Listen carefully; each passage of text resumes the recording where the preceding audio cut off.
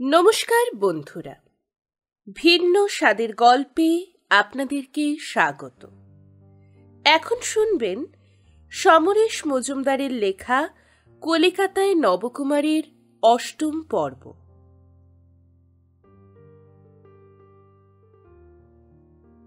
গতরাতে বাড়ি ফেরার সময় প্যাকেটটা রাস্তায় পড়ে গিয়ে থাকলে এখন সেটাকে পাওয়ার সম্ভাবনা নেই, কিন্তু নবকুমার ভাবতেই পারছিল না যে প্যাকেটটা তার হাত থেকে পড়ে গেল এবং সে টের পেল না।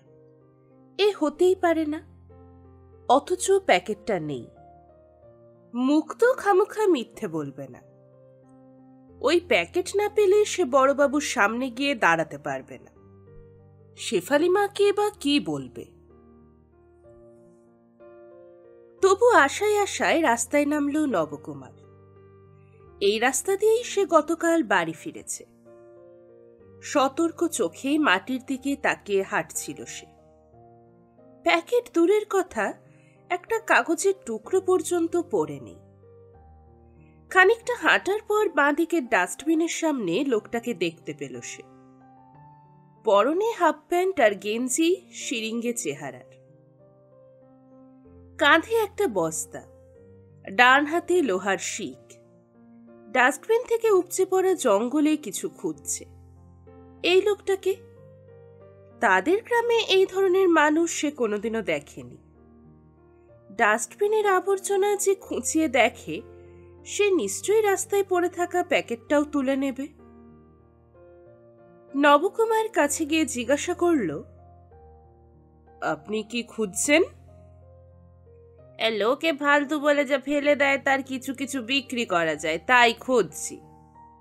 ও, আপনি কি একটা প্যাকেট পেয়েছেন? প্যাকেট? হ্যাঁ, প্যাকেটের মধ্যে কাগজ মানে খাতা আছে। না। তবু একবার দেখবেন। ব্যাট, কি কি মাল বস্তায় পড়েছি তা আমি জানি না নাকি? লোকটা আবার জঞ্জাল খোঁচানো শুরু করল। নবকুমার পথে নামল। হাঁটতে হাঁটতে ডান দিকে ঘুরে ট্রাম রাস্তা পর্যন্ত চলে এলো সে। না, কোথাও প্যাকেটটা পড়ে নেই। আপনি এখানে? নবকুমার দেখল সেদিন যাদের সঙ্গে মারপিট হয়েছিল তাদের একজন দাঁড়িয়ে আছে সামনে, বেশ শান্ত মুখ। নবকুমার বলল, একটা প্যাকেট হাত থেকে কাল রাত্রে পড়ে গিয়েছিল রাস্তায়, টের পাইনি। আজ এখন আর খুঁজে পাচ্ছি না। দামি জিনিস ছিল? না না, খাতা ছিল। তাহলে কেউ এ পাড়ায় নেবে না, হয়তো কাগজ কুড়ুনিরা নিয়ে গেছে। চা খাবেন? নিত্যদা, দুটো ডাবল হাফ। নবকুমার না বলার সুযোগ পেল না। ছেলেটা বলল, আপনার সঙ্গে সেদিন রং নাম্বার হয়ে গিয়েছিল। আসলে এত ঝামেলা যে মাথা ঠিক থাকে না। আমি শালা বেশিক্ষণ আপনি বলতে পারি না, তুমি বলছি, ঠিক হ্যাঁ? মাথা নাড়ল নবকুমার। ছেলেটা হাসল। বুঝলে গুরু, আজ কিছু মাল আসবে পকেটে। কিরকম? দেখো, এই সোনাগাছিতে গতর ভাঙিয়ে যেসব মেয়েরা কামাই করে তারা বেশ গরিব। বাড়িওয়ালি নেয়, আমরা নিই। কেন নিই? আমরা ওদের কাস্টমারের ঝামেলা থেকে বাঁচাই। এখন দুর্বার হয়েছে, ওদের যৌন কর্মী বলছে, ওদের পাশে দাঁড়াচ্ছে। ঠিক আছে, কিন্তু রাতে যখন খদ্দের 60 দেব বলে ঢুকে 40 দিয়ে হাওয়া হতে চাইছে, তখন দুব্বার কোথায়?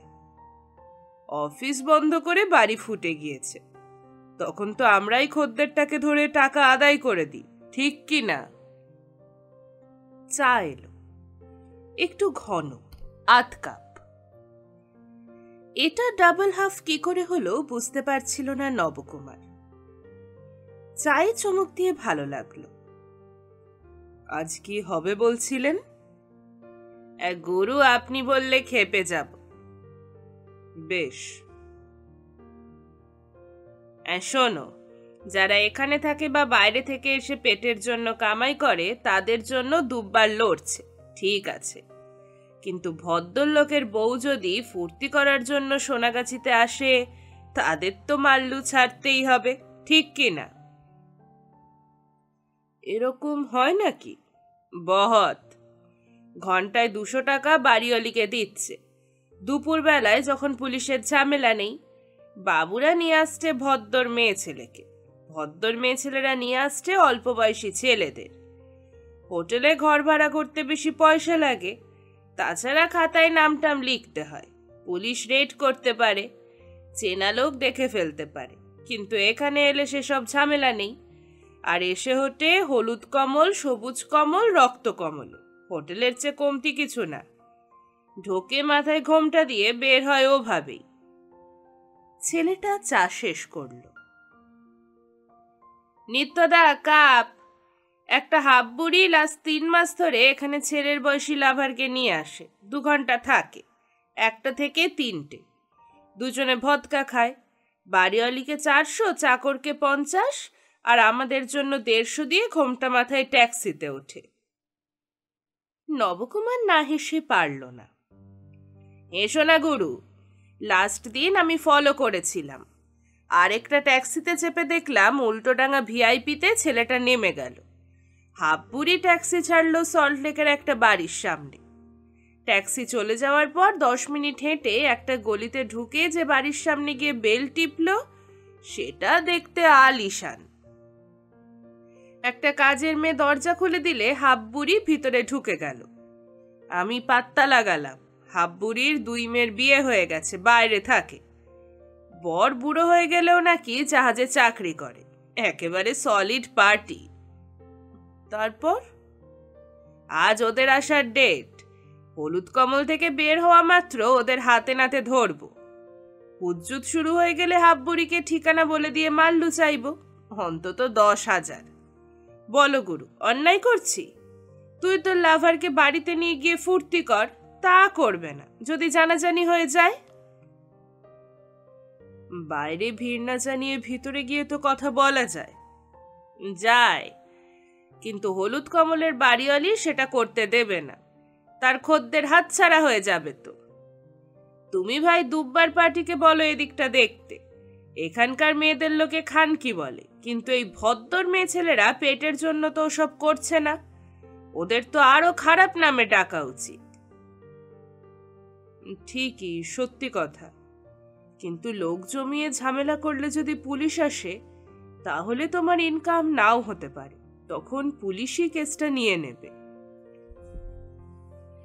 একদম ঠিক বলেছ গুরু, শালা মাথায় আসেনি।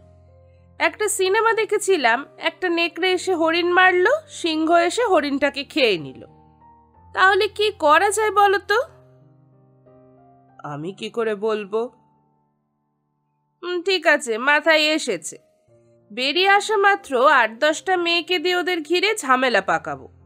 তখন আমরা দুজন মেয়েদের হাত থেকে ওদের উদ্ধার করে এখান থেকে একটু সরিয়ে নিয়ে গিয়ে টাকা চাইব।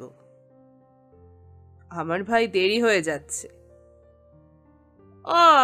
কিন্তু প্যাকেটটা যে পেলে না?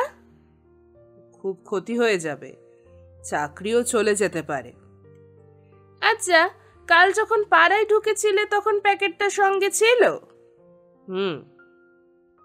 আমি ট্রাম থেকে নামার পরেও ছিল। তারপর পাড়ায় ঢুকে দেখলাম লোডশেডিং হয়ে গেছে, ঘুটঘুটে অন্ধকার। তখন একটা বাড়ি থেকে ডেকে বলল না যেতে, কোথায় মার্ডার হয়েছে, পুলিশ যাকে পাচ্ছে তাকে ধরছে। আমি বাধ্য হয়ে সেই বাড়িতে গিয়েছিলাম। কোন বাড়ি চলো তো দেখি। হাঁটতে গিয়ে নবকুমার জিজ্ঞাসা করল, চায়ের দামটা লিখে রাখবে। এ কি বলছো গুরু? গলি এখন জমে ওঠার কথা নয়, তবু কিছু মেয়ে যারা নিতান্তই ঈশ্বরের কৃপা থেকে বঞ্চিত দাঁড়িয়ে আছে দরজায় দরজায়। ইতি যে বাড়িতে থাকে সেই বাড়ির সামনে গিয়ে দাঁড়ালো নবকুমার। ওই বাড়ি মনে হচ্ছে। দাঁড়াও। ভেতরে ঢুকে গেল ছেলেটা। মিনিট 3 বাদে বেরিয়ে এলো হাসতে হাসতে, তার হাতে প্যাকেটটা। তুমি ফেলে গিয়েছিলে রাস্তায়, ওরা কুড়িয়ে রেখেছিল। উফ, বাঁচলাম। কি বলেছে? কিছু বলতে হবে না, যদি পারো ওদের 10টা টাকা দিও, চা খাবে। পকেটেই কিছু ছিল না। নবকুমার ঘাড় নাড়ল। হাঁটতে হাঁটতে ছেলেটা বলল, দুপুরে থাকবে নাকি? দুপুরে? আমি তো ভদ্রলোকের মতো কথা বলতে পারি না, তুমি যদি বলো। না না, এমনি খাটাবো না, হিস্সা পাবে। আমাকে যে কাজে যেতে হবেই। ঠিক আছে, দেখা হলে বলবো কি ড্রামাবাজি হলো। মাথা নেড়ে চড়ে চড়ে পা ফেলে বাড়ি ফিরে এলো নবকুমার। আজ ছেলেটা তার বড় উপকার করেছে। ওর কথায় রাজি হলে কিছু টাকা পাওয়া যেত ঠিকই, কিন্তু সে আজ থেকে সোনাগাছির আরেকটা মাস্তান হয়ে যেত। তাকে দলে টানতে চেয়েছিল ছেলেটা। নবকুমার ঠিক করলো দূরত্বটা বাড়াতে হবে। শেফালি মা অবাক হয়ে বললেন, প্যাকেটটা কোথায় ফেলে এসেছিলে?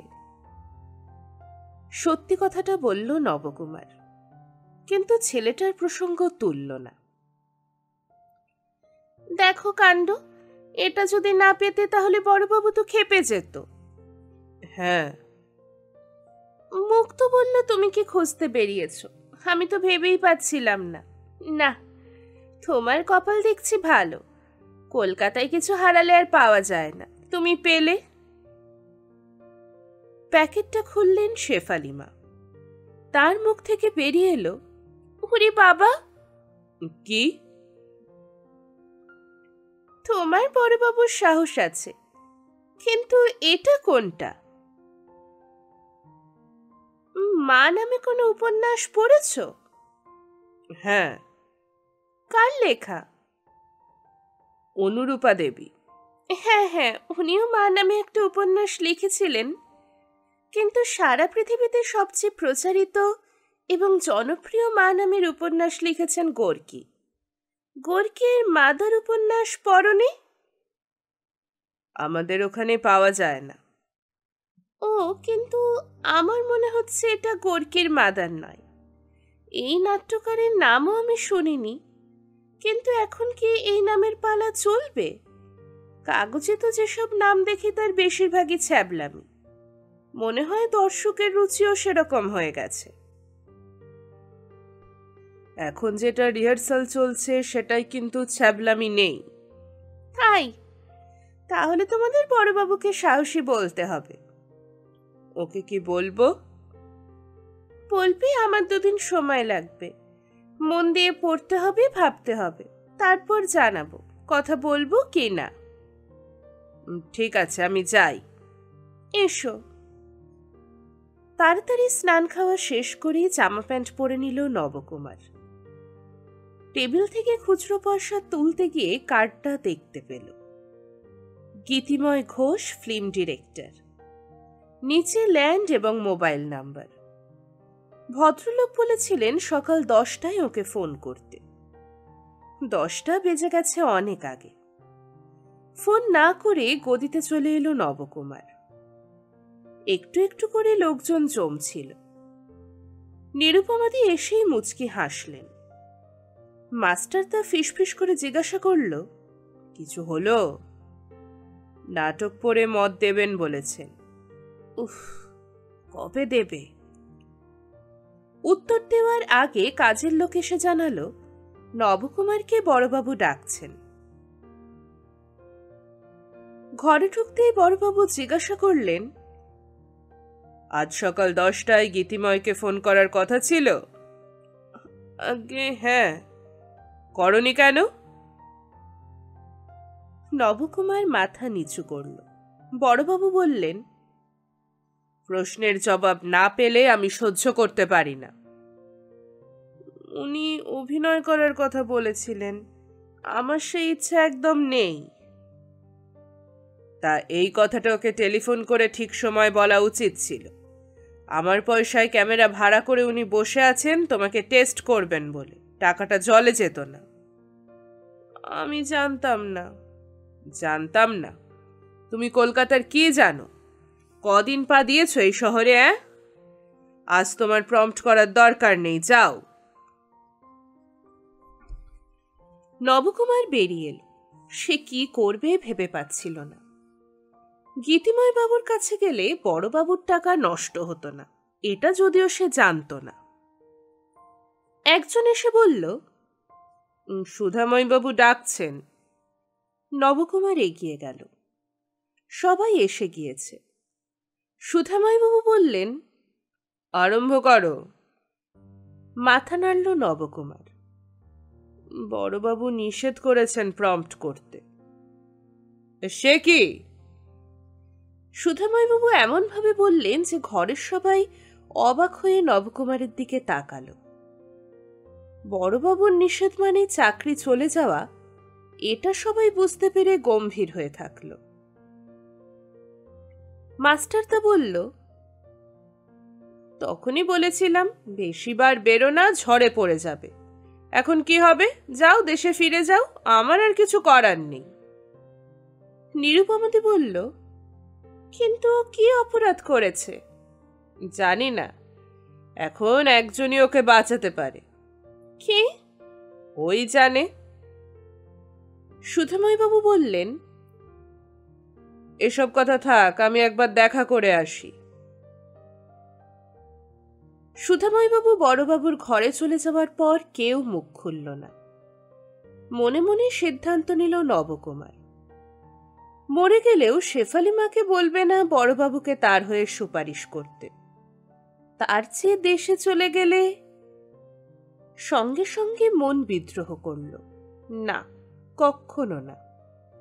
হেরে গিয়ে মাথা নিচু করে সে দেশে ফিরবে না। কাজের লোকটি এসে বলল, বড়বাবু ডাকছেন। কৌতূহলী মুখগুলোর সামনে থেকে চলে গেল নবকুমার। বড়বাবুর উল্টো দিকে বসে আছেন সুধাময়বাবু। ঘরে ঢোকা মাত্র বড়বাবু জিজ্ঞাসা করলেন, তোমাকে কি বলেছি আর কাজ করতে হবে না? আজকে প্রম্পট না করতে বলেছেন। হ্যাঁ, আজকে, কালকে নয়। আর তুমি বলে বেড়াচ্ছ তোমার চাকরি নেই। সুধাময়বাবু বললেন, ও কিছু বলেনি, আপনি আজ নিষেধ করেছেন শুনে ধরে নিয়েছে যে ও বরখাস্ত হয়েছে। অদ্ভুত। ড্রয়ার থেকে 100 টাকার নোট আর একটা কাগজ বের করে সামনে ঠেলে দিয়ে বড়বাবু বললেন, এখনই এই ঠিকানায় গিয়ে গীতিময়ের সঙ্গে দেখা করো। জানি ভস্যে ঘি ঢালা হচ্ছে, ট্যাক্সি নিয়ে যাবে, ভাড়ার টাকা দিলাম, যাও। টাকা আর কাগজ তুলে নিল নবকুমার। কাগজে ঠিকানা লেখা। বড়বাবু বললেন, বিকেলের মধ্যে ছাড়া পেলে এসে দেখা করে যাবে। বাইরে বেরিয়ে কোনো দিকে না তাকিয়ে জোরে হাঁটতে লাগলো নবকুমার। এই প্রথম একা ট্যাক্সিতে উঠল নবকুমার। ড্রাইভারকে ঠিকানা বলতে গাড়ি ছুটল। লোকটা গম্ভীর মুখে গাড়ি চালাচ্ছে। নবকুমার সিঁটিয়ে বসেছিল। দুপাশের বাড়ির সামনের রাস্তা একটু পরেই অচেনা হয়ে গেল। স্টিয়ারিং এর পাশে একটা মিটারে একের পর এক সংখ্যা বেড়ে যাচ্ছে। লোকটা যদি অনেক ঘুরিয়ে বলে ঠিকানা খুঁজে পাচ্ছি না, তখন সে কি করবে? যদি তখন 100 টাকার বেশি ভাড়া দিতে হয়? নবকুমার শুকনো গলায় জিজ্ঞাসা করল, ওই ঠিকানায় যেতে কত ভাড়া দিতে হবে? কত আর বেশি নয়। ওর কাছে কোনটা কম কোনটা বেশি তা লোকটা বুঝবে কি করে? মিনিট করে পরে লোকটা গাড়ি থামালো। এসে গেছে। কোথায়? এটাই গণেশ অ্যাভিনিউর হিন্দ সিনেমা, নেমে খুঁজে নিন। কত ভাড়া দিতে হবে? 48। 100 টাকার নোটটা দিলে 50 ফেরত দিয়ে লোকটা বলল, খুচরো নেই। রাস্তায় নবকুমার নামতেই ট্যাক্সি চোখের আড়ালে চলে গেল। অদ্ভুত তো, 2 টাকার কোনো মূল্য নেই। গ্রামে কেউ যদি 2 টাকা কম দিত তাহলে মারপিট হয়ে যেত। এই কলিকাতায় সব সম্ভব। 1 পয়সা দূরের কথা। 5 পয়সা, 10 পয়সা, 25 পয়সা দিয়ে কিচ্ছু কেনা যায় না। ওগুলো কেউ কাউকে দেয় না, নেয় না, তাহলে তৈরি হয় কেন? একটা পানের দোকানদারকে কাগজটা দেখালো নবকুমার। লোকটা হিন্দিতে বলল, আমি পড়তে জানি না, মুখে বলুন। ঠিকানাটা পড়ে শোনালো নবকুমার। পানওয়ালা বাদিকের একটা বাড়ি দেখালো। ওই হলুদ কোঠিটা, ওখানে জিজ্ঞাসা করুন। হলদে বাড়ির দারোয়ান ঠিকানা দেখে বলল, 5 তলায় চলে যান, বাদিকে লিফট আছে। লিফটের সামনে গিয়ে দাঁড়ালো নবকুমার। জীবনে কখনো সে লিফটে চড়েনি। 5 তলায় হেঁটে উঠতে অসুবিধা কি? মিনিটখানেক অপেক্ষা করার পরেও যখন লিফটের দরজা খুলল না, তখন সে সিঁড়িতে পা দিয়ে স্বস্তি পেল। 5 তলায় উঠেই দরজার গায়ে কাগজে লেখা নামটা দেখতে পেল। সন্তর্পণে দরজায় শব্দ করল সে। এই সময় লিফট থেকে বেরিয়ে এসে একটি লোক দরজায় পাশের রঙিন বোতাম টিপলেন। লোকটি খুব বিরক্ত হয়ে আছেন বলে মনে হয় নবকুমারের। দরজা খুলল। সে লোকটা তাকে প্রায় ঠেলে সরিয়ে দিয়ে ঢুকে গেলেন। নবকুমার জিজ্ঞাসা করল, গীতিময় ঘোষ আছেন? আপনি? আমি নবকুমার, উনি আমাকে আসতে বলেছেন। আসুন। দরজা বন্ধ করে লোকটা একটা পর্দা ফেলা দরজার সামনে গিয়ে বলল, ঢুকে যান, ভিতরে আছেন। নবকুমার পর্দা সরাতেই দেখতে পেল ঘরে জোরালো আলো জ্বলছে, আর একজন সুন্দরী মহিলা একা দাঁড়িয়ে পাগল পাগল হাসি হাসছেন। ওকে কাট, খুব ভালো লাগছে বল্লরী। কণ্ঠস্বর গীতিময়ের। একজন এগিয়ে এলো। এখানে কি চাই? নবকুমার বলল, গীতিময় ঘোষ। গীতিদা? যন্ত্রটা যে ক্যামেরা তা পরে বুঝেছিল নবকুমার। তার আড়াল থেকে বেরিয়ে এলেন গীতিময়। আচ্ছা, তাহলে বড়বাবুর ঠেলা খেয়ে এখানে আসতে বাধ্য হলে?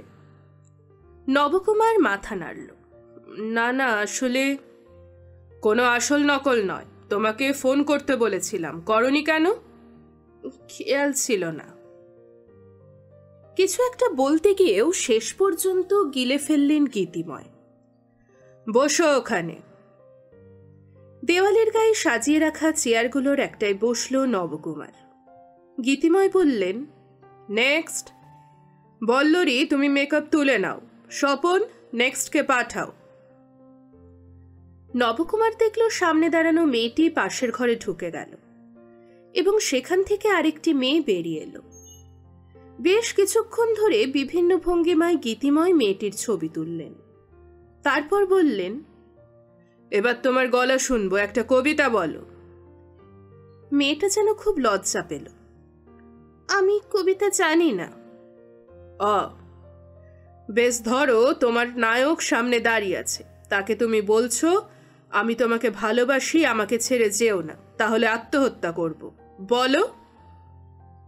কাকে বলবো? কল্পনা করে নাও, নায়ক সামনে দাঁড়িয়ে আছে। মেয়েটি মাথা নাড়ল। গীতিময় চেঁচালেন, স্টার্ট সাউন্ড। মেয়েটি বলল। গীতিময় বললেন, যাও মেকআপ তুলে নাও। আমি চান্স পাবো তো?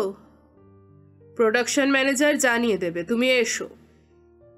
এবার নবকুমারকে ডাকলেন গীতিময়। ডেকেই চেঁচালেন, মেকআপ। একটা লোক তোয়ালে আর ছোট্ট ব্যাগ নিয়ে দৌড়ে এলো। ওকে পাউডারিং করে চুল আঁচড়ে দাও। অদ্ভুত, অডিশন দিতে কেউ এই পোশাক পরে আসে? মেকআপ ম্যান ততক্ষণে নবকুমারের মুখ ঘষতে শুরু করেছে তোয়ালে দিয়ে। পাউডারের পাপ বলিয়ে চিরুনি এগিয়ে দিয়ে বলল, আগে নিজে আঁচড়ান। যন্ত্রের মতো আদেশ মান্য করল নবকুমার। এবার সেই চুলে একটু কায়দা করল লোকটা। হয়ে গেছে। গীতিময় ডাকলেন, এখানে এসে দাঁড়াও, এটা হলো ক্যামেরা। তোমাকে যেমন যেমন বলবো তুমি তেমন তেমন করবে, ওকে? নবকুমার জীবনে প্রথমবার এত বড় সাইজের ক্যামেরা দেখল। Lights on, start camera. তুমি বাঁ দিকে তাকাও, এবার সামনে ক্যামেরার দিকে। গুড, এবার ডান দিকে। মুখ তোলো, ছাদ দেখো। এবার মেঝের দিকে তাকাও। এবার পিছন ফিরে সোজা ওই দেয়ালের দিকে চলে যাও আস্তে হেঁটে। এবার ঘুরে এসে ঠিক আবার জায়গায় দাঁড়াও। কাট, লাইটস অফ। গীতিময় ক্যামেরার পিছনে গেলেন। যে লোকটি ছবি তুলছিল সে কাজ করতে করতে বলল, একটু আনস্মার্ট লাগছে, দেখি। কি দেখলেন গীতিময় তা নবকুমার বুঝতে পারল না। হেসে বললেন, বুঝলে হে, এ চোখ একেবারে জহুরির। চরিত্রটা কি? 1/3 সাহেব বিবি গোলামের ভূতনাথ, 1/3 অভয়ের বিয়ের অভয়, আর বাকিটা শ্রীকান্ত। এই চরিত্র কি করে স্মার্ট হবে? উত্তমবাবু বলেই ভূতনাথ আর অভয়কে ওরকম ক্যাবলা করতে পেরেছিলেন। আমি একেবারে সান অফ দ্য সয়েল চাইছি। এবার ভয়েস দেখতে হবে। নবকুমার, কোনো কবিতা জানো? মাথা নাড়ল নবকুমার। তার কপালে ঘাম জমছিল। 4 লাইন বলবে, গলা খুলে বলবে। তারপর এই 4টে লাইন গলা নামিয়ে বলবে, মনে থাকবে? Start sound, Nabakumar. শেষ পর্যন্ত মাথায় যে লাইনগুলো এলো তাই উঁচু পর্দায় বলল নবকুমার। কুমোরপাড়ার গরুর গাড়ি, বোঝাই করা কলসিহারি, গাড়ি চালায় বংশীবদন, সঙ্গে যে যায় ভাগ্নে মদন, হাট বসেছে শুক্রবারে। কাট। ওফ, কপালে জোটেও। তুমি কবিতা বলতে এইটে বোঝো? যাগ্গে, গলা নামিয়ে বলো এই লাইনগুলো। আবার রেকর্ড করা হলো। সেটা শুনে একটু খুশি হলেন গীতিময়। এগিয়ে এসে বললেন, ধরো কোনো সুন্দরী মহিলা তোমাকে প্রেম নিবেদন করছেন, কিন্তু তুমি সেটা গ্রহণ করতে চাও না, ভয় পাচ্ছ। তুমি তাকে সেটাই বলছো। কি বলবে? ভেবে পেল না নবকুমার। তাকিয়েছিলেন গীতিময়। বললেন, ভাবো, ভেবে বলো। তোমার বাবা মা গরিব মানুষ, তোমার মুখ চেয়ে আছে, তোমার পক্ষে প্রেম করা সম্ভব নয়। নবকুমার প্রথমে ভেবে পাচ্ছিল না। তারপর হঠাৎ ফাল্গুনী মুখার্জির একটা উপন্যাসের কথা মনে পড়ল। সেখানেও নায়ক এইরকম বিপদে পড়েছিল। স্টার্ট সাউন্ড, বলো। যার মাথার উপর আকাশ আর পায়ের তলায় মাটি, তাকে রাজপ্রাসাদের স্বপ্ন কেন দেখাচ্ছেন? আমার মতো নিষ্ফল অসফলকে নিজের মতো থাকতে দিন। হাততালি দিলেন গীতিময়। একটু কাব্য হয়ে গেল। এই চরিত্র অতটা কাব্য করবে না। তবু ঠিক আছে, তুমি যেতে পারো। আমি বড়বাবুর সঙ্গে কথা বলবো, ওকেও তো দেখাতে হবে। এই সময় যে মেয়েটির নাম বল্লরী এগিয়ে এসে হাত বাড়াল। কনগ্রাটস। মানে? গদিতে যখন ফিরে এলো তখন রিহার্সাল চলছে, কিন্তু আজ কেউ প্রম্পট করছে না। কেউ আটকে গেলে সুধাময়বাবু ধরিয়ে দিচ্ছেন। সমস্যায় পড়েছেন নিরুপমাদি। তাকে ঘরের একপাশে বসিয়ে রাখা হয়েছে। মুখ ভার, চোখ ছলছল। নবকুমারকে দেখে মাথা নেড়ে ইশারায় ডাকলেন, কোথায় গিয়েছিলে তুমি? বড়বাবু যেতে বলেছিলেন। আমার সর্বনাশ হয়ে গেছে। পাঠ মুখস্থ হয়নি বলে বসিয়ে দিয়েছে, কি হবে? সুধাকান্তবাবু হাত তুলে রিহার্সাল থামিয়ে খুব শান্ত গলায় বললেন, এটা কাজের জায়গা, গল্প করার ইচ্ছে হলে বাইরে বেরিয়ে গিয়ে করো। নবকুমার উঠে দাঁড়ালো। উনি প্রশ্ন করেছিলেন বলে আমি উত্তর দিয়েছিলাম। ঠিক আছে, আমি কি প্রম্পট করব? আগে দেখে নি কে বাড়িতে কেমন মুখস্থ করেছে। আমি চাই সবাই একটু সিরিয়াস হোক। হ্যাঁ, শুরু করো। নবকুমারের মনে হলো সে যে ফিরে এসেছে তা বড়বাবুকে জানিয়ে দেয়া দরকার। আসার সময় আর ট্যাক্সি নেয়নি, ফলে অনেক টাকা বেঁচে গেছে। সে উঠে এগিয়ে এলো। বড়বাবু ঘরের দরজা ফাঁক করে জিজ্ঞাসা করল, আসবো? বড়বাবু একজন ভদ্রমহিলার সঙ্গে কথা বলছিলেন। তার দিকে তাকিয়ে নবকুমারের মনে হলো এমন সুন্দরী সে কখনো দেখেনি। মহিলার চোখে কালো চশমা, কাঁধ পর্যন্ত ফাঁপানো চুল, শঙ্খর মতো নিটল হাত যার রং দুধের সঙ্গে আলতা গোলা, এবং হাত কাটা জামা পরায় যার ঔজ্জ্বল্য আরো বেড়ে গেছে। মহিলাও তার দিকে তাকালেন। এসো। নবকুমার ঘরে ঢুকে টেবিলের ওপর 4টে 10 টাকার নোট আর খুচরোগুলো রেখে দিতে বড়বাবু অবাক হয়ে জিজ্ঞাসা করলেন, এগুলো কি? খরচ হয়নি। কেন? ট্যাক্সিতে যাওয়া আসা করনি? যাওয়ার সময় গিয়েছিলাম, ফেরার সময় বাস পেয়ে গেলাম। বাস? কলকাতার কোন বাস কোথায় যায় তা তুমি জানো? জিজ্ঞাসা করে নিয়েছিলাম। কিন্তু তোমার উচিত ছিল ট্যাক্সিতে আসা, তাহলে আরো আগে ফিরে আসতে পারতে। যাও। ও হ্যাঁ, শুনলাম তুমি নাকি রিফিউজ করেছো, বলেছ তোমার দ্বারা অভিনয় হবে না। কলকাতার জল পেটে পড়তেই নিজের সম্পর্কে অনেক জেনে গেছো দেখছি। হবে কি হবে না সেটা আমি বলবো, তুমি নয়, বুঝতে পেরেছ? অতি বড় বিজ্ঞের মতো বলে এলে আমার দ্বারা হবে না। রাবিশ। বড়বাবু ভদ্রমহিলার দিকে তাকালেন। এই ছেলেটির নাম নবকুমার, গ্রামের ছেলে, গ্র্যাজুয়েট, কলকাতায় এসেছে চাকরির সন্ধানে।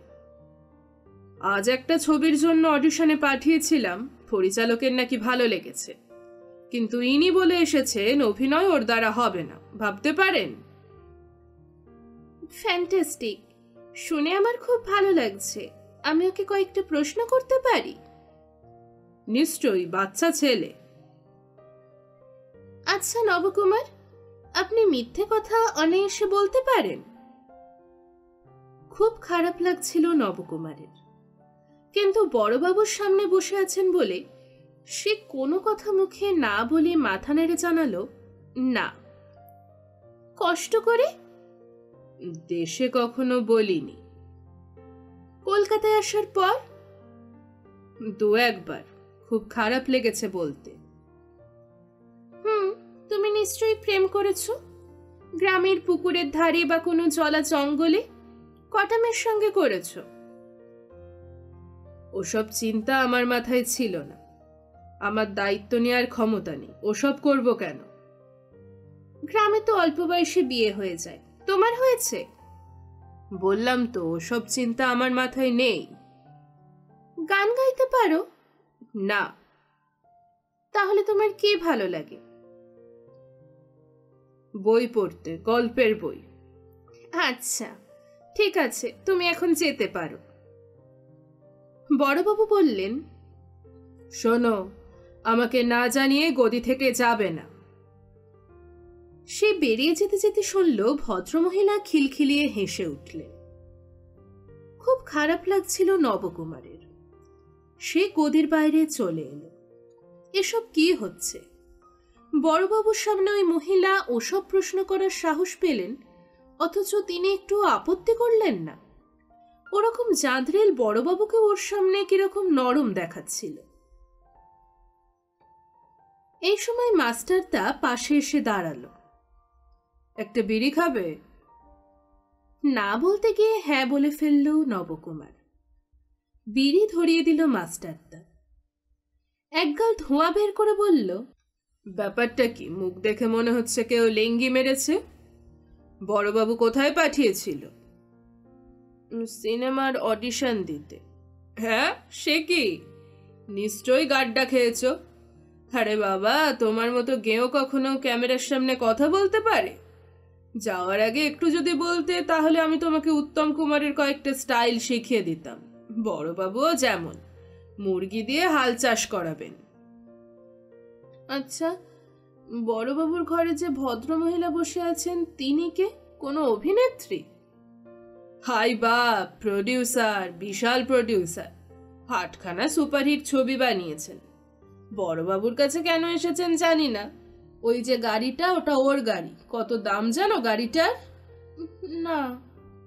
কম করে 20 লাখ। বড় বড় হিরোরা ওকে দেখলে মাথা নিচু করে নমস্কার করে। সুধা ময়দা বলছিলেন বড়বাবুর শ্বশুর বাড়ির দিকের আত্মীয়। এই সময় ভদ্রমহিলা বেরিয়ে এলেন। তার হাঁটার ধরনটাই আলাদা। লম্বা ছিপছিপে চেহারা পা ফেলার তালে তালে যেন ছন্দে দুলছে। পাশ দিয়ে হেঁটে গাড়িতে উঠতেই সেটা বেরিয়ে গেল। গাড়ির কাঁচ রঙিন।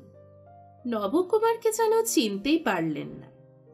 মাস্টারদা বলল, একেবারে ইঞ্জিন থেকে ডিকি পর্যন্ত এসি লাগানো, বুঝলে? রিহার্সাল শেষ হলে সুধাকান্তবাবু নিরুপমাদিকে নিয়ে বসলেন। বললেন, কাল তোমাকে আসতে হবে না, কিন্তু পরশু যখন আসবে তখন তোমার সংলাপ কেউ প্রম্পট করবে না। কালকের মধ্যে মুখস্থ করে ফেলবে, না পারলে এসো না। অনেক কাকুতি মিনতি করলেন নিরুপমাদি। সুকান্তবাবু বললেন, আমার কিছু করার নেই, এটা বড়বাবুর হুকুম। চোখ মুছতে মুছতে চলে গেলেন নিরুপমাদি। গদি এখন ফাঁকা। সন্ধে নেমে গেছে। মাস্টার তো এর মধ্যে স্নান করে ভালো পোশাক পরে চলে এলো। যাবি? কোথায়? কলকাতায় এসেছিস, সোনাগাছিতে আছিস, অথচ কোনো ফুর্তি ফার্তা করলি না। আমার এক পুরনো দোস্ত থাকে গণেশ টকির কাছে, জাহাজে চাকরি করে। পরশু কলকাতায় এসেছে, চল ওর ওখানে। আমি চিনি না, উনি কি মনে করবেন? দূর, জাহাজিদের তুই চিনিস না, এত বড় হৃদয় হয়। আজ না হয় একটুখানি ফরেন মাল খেয়ে দেখলি? অসম্ভব, তুই শালা এক নম্বরের কেলানি। মাস্টারদা চলে গেল। আজকাল মাস্টারদা প্রায় তাকে তুমি না বলে তুই বলছে। নবকুমার ঠিক করলো আজ তাড়াতাড়ি বাড়ি ফিরে যাবে। সে বড়বাবুর দরজার দিকে যাওয়ার জন্য পা বাড়াচ্ছিল, কিন্তু তার আগেই তিনি বেরিয়ে গেলেন। পিছনে বেয়ারা ওর ব্যাগ নিয়ে আসছে। যাক, চলে যাওনি? আপনি বলেছিলেন বলে যেতে। চলো। বলে এগিয়ে গেলেন দরজার দিকে, জুতোয় মশমশ শব্দ তুলে। হাঁ হয়ে গেল নবকুমার। তাকে কোথায় যেতে বলছেন বড়বাবু? শেফালি মায়ের সঙ্গে কি ফোনে কথা হয়েছে? আজই কি দেখা করছেন শেফালি মা? বড়বাবু গাড়িতে উঠে বসলেন। সামনে বসো। বেলটা বেঁধে নাও, নইলে পুলিশ ধরে ফাইন করলে তোমার মাইনে থেকে কেটে নেব। বেল্ট বাঁধতে ড্রাইভারের সাহায্য নিতে হলো। গাড়ি ঘোরাতে বললেন বড়বাবু। তারপর জিজ্ঞাসা করলেন, রাতে সোনাগাছিতে ফিরতে কোনো সমস্যা হয় না তোমার? ওখানে তো ছিনতাই গুন্ডামি লেগেই আছে। আমি কিছুতেই বুঝতে পারি না শেফালি মায়ের মতো মানুষ এই বয়সে ওই পরিবেশ কি করে সহ্য করছেন। নবকুমার উত্তর দিল না। বড়বাবু দ্বিতীয়বার জানতে চাইলেন না। বেশ কিছুক্ষণ গাড়িটা চলার পরে বড়বাবু জিজ্ঞাসা করলেন, এদিকটা চেনো? আজ্ঞে না। ঘোরাঘুরি করনি কেন? গিয়েছিলাম চিড়িয়াখানা, ভিক্টোরিয়া মেমোরিয়াল। কলিকাতা শহরটা এত বড় যে অনেকদিন লাগবে চিনে নিতে। তোমার তাহলে কলিকাতাকে চেনার ইচ্ছা আছে? গুড। তা তুমি যে বিড়ি খাও তা আমি জানতাম না। অবশ্য তোমার আমি কতটুকুই বা জানি। বিড়ি ছোট লোকেরা খায়, আমি দু চোখে দেখতে পারি না। শক্ত হয়ে গেল নবকুমার। সে বিড়ি খেয়েছে এই খবর বড়বাবুর কানে তুলে দিল কে? মাস্টারদা ছাড়া আর কেউ জানে না। বড় মানুষদের চোখ কত দিকে থাকে কে জানে।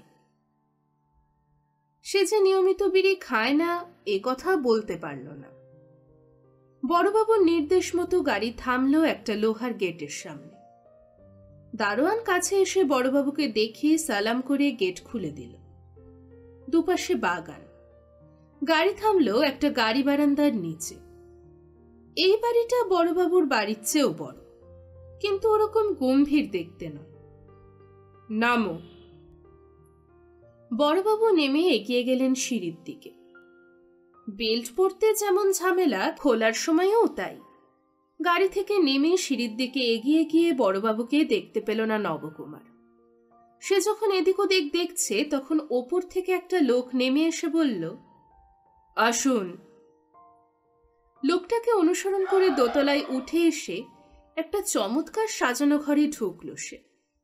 পায়ের তলায় কার্পেট, দেওয়ালে বড় বড় হরিণের শিং, জ্যান্ত বাঘের মতো মুখ, চামড়া। লোকটা বলল, এদিকে আসুন, এইখানে টয়লেটে। টয়লেটে?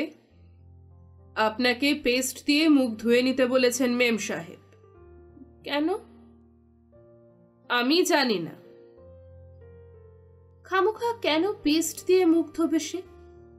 কিন্তু লোকটি এগিয়ে গেল দরজার দিকে, বলল, এখানে। অতএব সেখানে ঢুকতে হলো। বড় আয়নাওয়ালা টয়লেট, সামনে সাবানের কেস, পেস্ট রয়েছে। বাধ্য হয়ে আঙুলে পেস্ট মাখিয়ে দাঁত মাজল নবকুমার। তারপর মুখ ধুয়ে আয়নার দিকে তাকাতেই মনে পড়ল সে বিড়ি খেয়েছিল, এবং বড়বাবু বিড়ি খাওয়া দুচক্ষে দেখতে পারেন না, তাই বিড়ির গন্ধও সহ্য করতে পারেন না। কিন্তু তাকে দাঁত মাজতে মেম সাহেব হুকুম করলেন কেন? তোয়ালে দিয়ে মুখ মুছে চুল আঁচড়ে নিল নবকুমার। লোকটাকে অনুসরণ করে আরেকটি ঘরের সামনে যেতেই সে দাঁড়িয়ে গেল। ভেতরে যান বাবু। নবকুমার পা বাড়াতেই মহিলা উঠে দাঁড়ালেন। Welcome, welcome. বাহ, এখন আপনাকে খুব ফ্রেশ দেখাচ্ছে, বসুন। বড়বাবু বসে আছেন সোফায়। গম্ভীর গলায় বললেন, এবার এটা চালাও।